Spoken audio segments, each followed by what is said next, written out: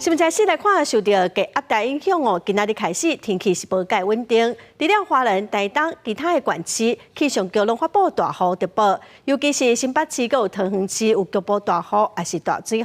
对今仔开始连续4天哦，天气是拢无介稳定，就爱等到礼拜日才会是好天的天气。 富林人行雨线用较紧的脚步过大路，车驶过去水也喷起来。今仔日顶部雨已经落甲真大，受低压带的影响，气象局表示，为今仔到拜六天气拢真无稳定，各地头拢有可能会有短时间的强降雨。在礼拜六之前，我们的天气是受到低压带的影响。 天气上来说是比较不稳定的。那一旦有对流发展，就容易有短延时的强降雨。